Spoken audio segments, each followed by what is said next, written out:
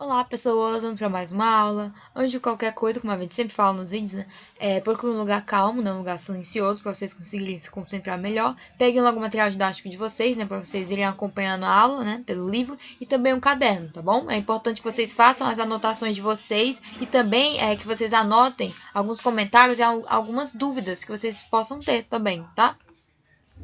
Enfim, a aula de produção textual de hoje, né, ou de redação, é sobre recursos coesivos. Como assim recursos coesivos, né? Eu já tinha explicado um pouco sobre a coerência, né? E falei também sobre a coesão, assim, por cima, né? Porque a gente vai trabalhar melhor a coesão, tá bom?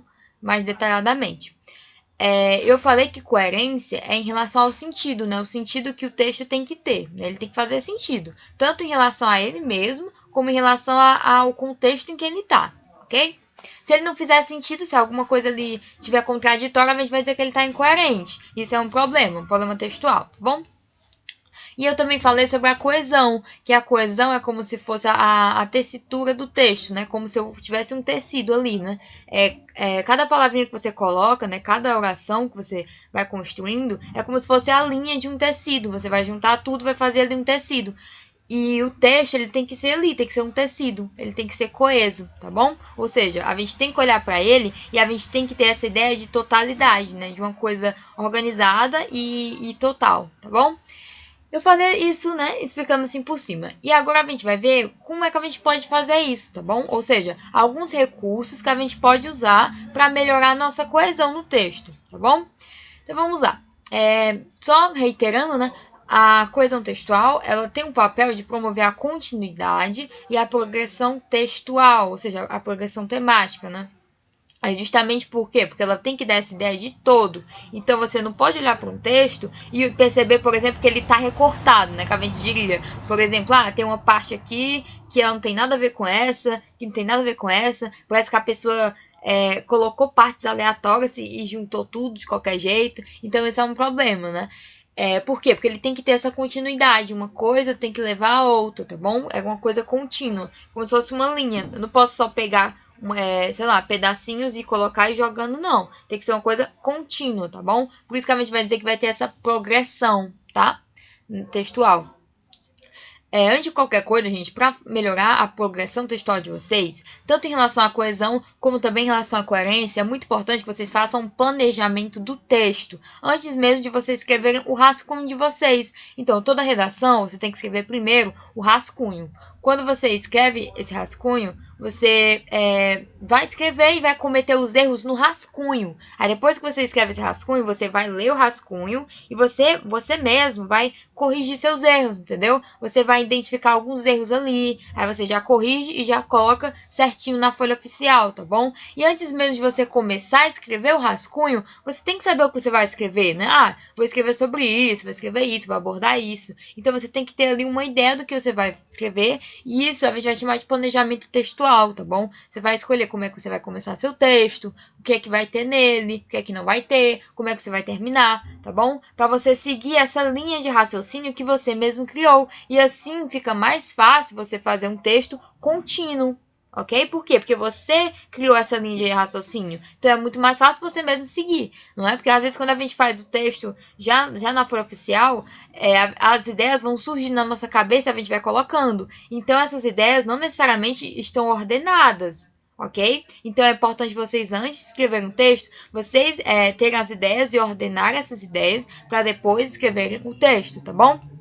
Enfim, e a coesão textual, ela vai manter as articulações de ideias, né, através do uso de mecanismos, ou seja, você pode usar esses mecanismos aqui, que é o que a gente vai conhecer agora, tá bom? Esses recursos para conseguir articular melhor as suas ideias, ok?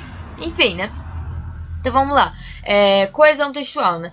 A gente pode abordar a coesão referencial. Como assim referencial? Ela está fazendo referência, tá? Ou está fazendo referência a um termo que ela já falou, ou um termo que ela ainda vai falar, tá bom? Ou seja, um termo ele vai se relacionar ao outro, promovendo a retomada de uma informação ou a projeção de uma informação, aquilo que eu ainda vou falar, tá bom? Alguns exemplos, né, de como a gente poderia fazer isso. Eu elenquei aqui 3 exemplos, né? Depois eu vou trazer mais 2 exemplos, tá bom? Então aqui, a gente pode fazer esse tipo de coesão por pronominalização. como assim? Que nome estranho, né?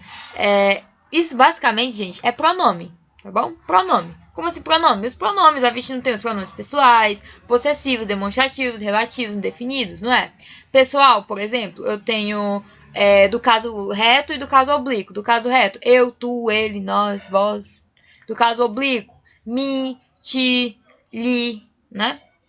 Enfim, são pronomes que eu posso usar para referenciar alguma coisa, alguém que eu falei, no caso, né? Também posso usar os possessivos, né? Que dá a ideia de posse, minha, sua, enfim, né? Que dá a ideia de posse. Os demonstrativos, quando a gente fala, por exemplo, este, aquele, né? Isso, aquilo, são demonstrativos que eu também posso utilizar, tá bom?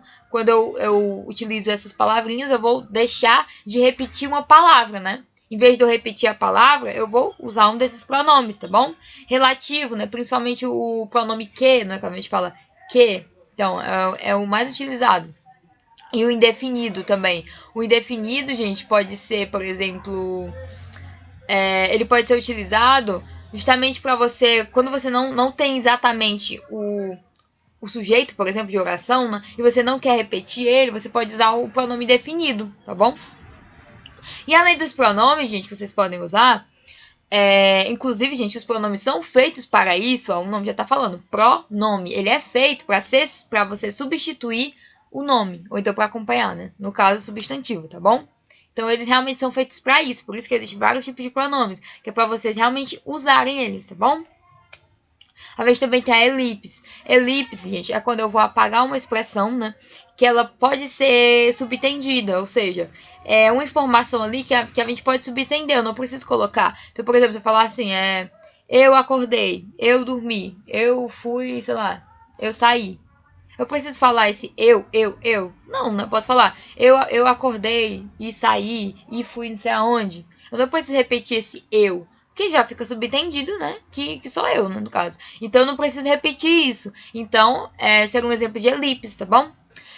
Ou também tem o contrário, né? Quando você vai fazer essa repetição de maneira proposital. Mas por que você faz a repetição de maneira proposital? A gente vai chamar de reiteração. O que é reiterar? Reiterar é você enfatizar aquilo, né, que você falou. Então você vai falar uma coisa e depois você vai confirmar essa coisa. Você vai enfatizar essa coisa, tá bom?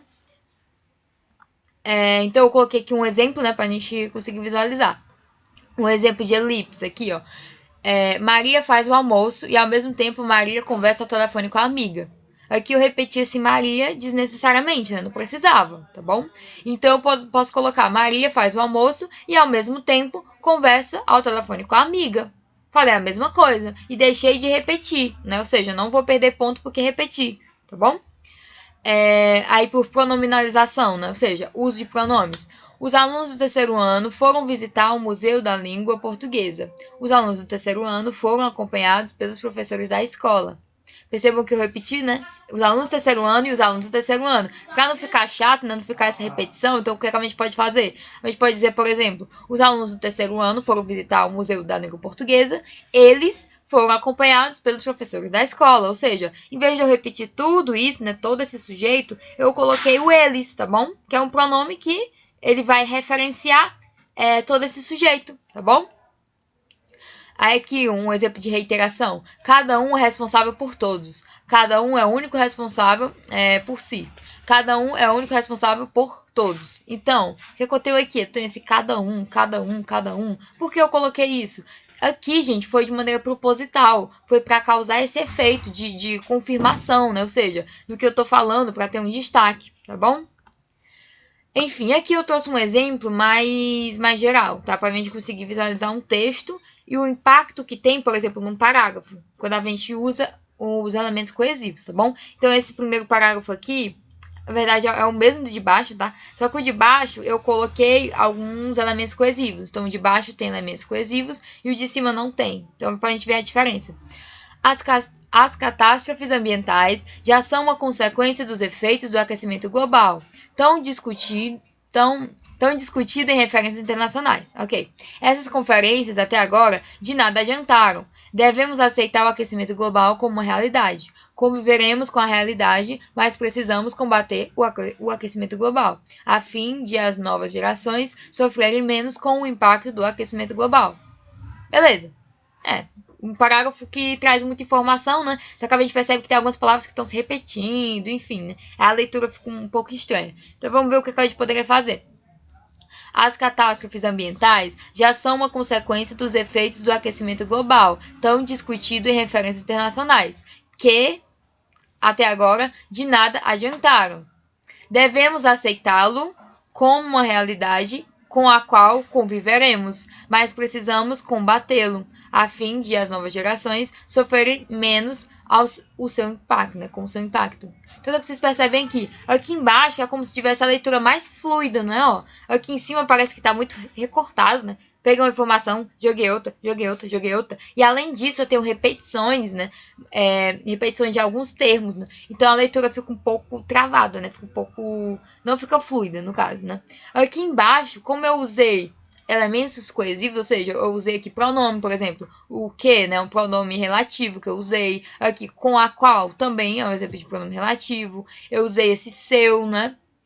Que é um pronome possessivo. Usei combatê-lo, aceitá-lo, né? Para referenciar já o sujeito, né? Não ter que repetir. Então, quando eu faço isso, vocês percebem que a leitura fica mais fluida? Ela não está recortada, não. Ela consegue seguir de maneira fácil, né? A gente lê de maneira mais fácil. E até a informação que está passando no texto fica mais fácil de eu absorver. Por quê? Porque a leitura está mais simples. Vocês percebem isso? Por isso que a gente diz que a coesão ela é fundamental para essa continuidade. Ó. Percebam que parece que é uma coisa só, não é? Como se fosse uma linha só. E aqui em cima não, tava coisa recortada, tá bom? Enfim, continuando, né? A coesão referencial.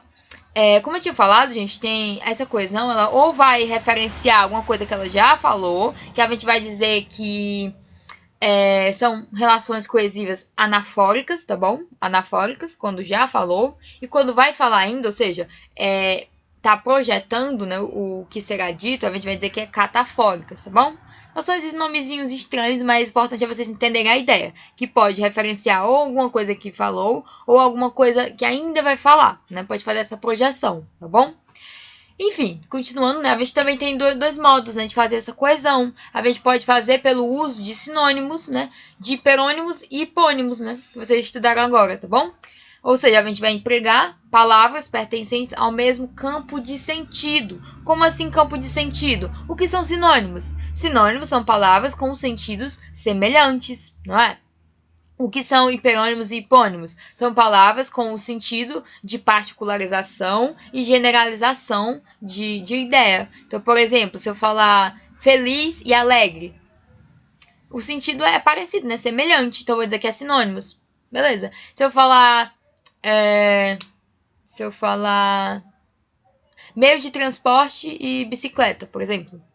Tem uma relação ali, não é? Bicicleta é um meio de transporte. Então, o meio de transporte é mais generalizado e bicicleta é mais particular, né? Porque é um tipo de meio de transporte, tá bom? Deu para entender isso? Ou seja, dentro do meu texto, para eu não repetir, né? E para deixar a leitura mais fluida, eu posso usar sinônimos. Eu posso, por exemplo, eu falei feliz, eu não quero falar feliz de novo. Posso falar alegre, posso falar contente, tá bom? E do mesmo modo, por exemplo, se eu falei, não sei o que, a bicicleta, por exemplo. Para não ficar falando, bicicleta, bicicleta, bicicleta, não ficar repetindo, eu posso usar, por exemplo, esse meio de transporte, né? Enfim. Ou seja, eu vou usar um hiperônimo. Por quê?